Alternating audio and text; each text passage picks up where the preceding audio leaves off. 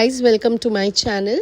আজকে আমি তোমাদের সাথে দই মাছ শেয়ার করব। তো প্রথমেই আমি রুই মাছ নিয়ে নিয়েছিলাম। রুই মাছের মধ্যে আমি নুন দিয়ে ভালো করে মাখিয়ে আমি সাদা তেলে একটা করে মাছ সব ভাজতে লাগলাম।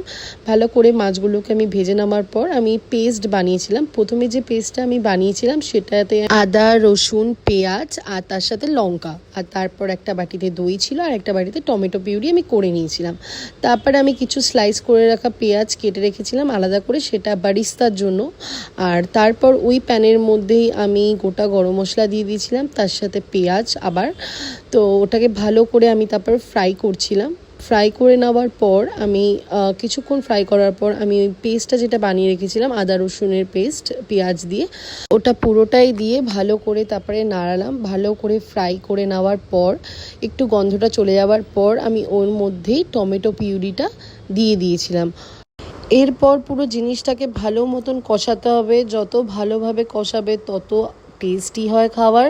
আর তোমাদের কাদের কাদের দই মাছ খেতে ভালো লাগে প্লিজ আমায় কমেন্টে জানিও। আমার তো সেদিনকার খুব ভালো লেগেছিলো খেতে। তো এরপর ভালো মতন কষিয়ে নেওয়ার পর আমি দুটোই মশলা দিয়েছিলাম, একটা হচ্ছে লঙ্কার গুঁড়ো আর একটা হচ্ছে গিয়ে আমি জিরের গুঁড়ো দিয়েছিলাম। তারপর ওটাকে আমি ভালো করে কষিয়ে নেওয়ার পর এরপর যে দইটা রাখা ছিল ওই দইটা দিয়ে দিয়েছিলাম। দই দেওয়ার পর আমি কাজুরও পেস্ট দিয়েছিলাম, যেটার আমি ভিডিও বানাতেই ভুলে গেছিলাম। তো তোমরা কিছু কাজু নিয়ে জল দিয়ে ভালো করে পেস্ট বানিয়ে নিও, আর কাজুটা দিও, ওটার জন্য আরও টেস্ট খুবই ভালো হয়, খেতে টেস্টি আলাদা হয়। তো আমি কাজুও দিয়ে দিয়েছিলাম। কাজু দিয়ে ভালো করে আমি কষিয়ে আমি কিছুক্ষণের জন্য রেখে দিয়েছিলাম, যতক্ষণ না তেলটা বাইরে না আসছে।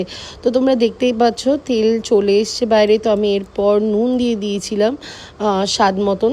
তারপর লাস্টে আমি একটু গরম জল দিয়ে দিয়েছিলাম। গরম জল দিয়ে দেওয়ার পর 4 থেকে 5 মিনিট মতন আমি রেখেছিলাম। অ্যান্ড দেন আমার গ্রেভি পুরো রেডি। আমি লাস্টে মাছগুলো দিয়ে দিয়েছি। মাছগুলো দিয়ে কিছুক্ষণ রাখার পর আমি ওটার মধ্যে ঘি দিয়ে দিয়েছি। ঘি দেওয়ার পর টেস্ট আলাদাই হয় খাবারে।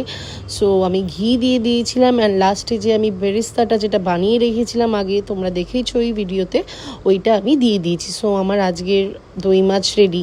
আমাদের ভিডিওটা ভালো লাগলে please like, comment and subscribe করে দিও আমার চ্যানেলটা। বাই।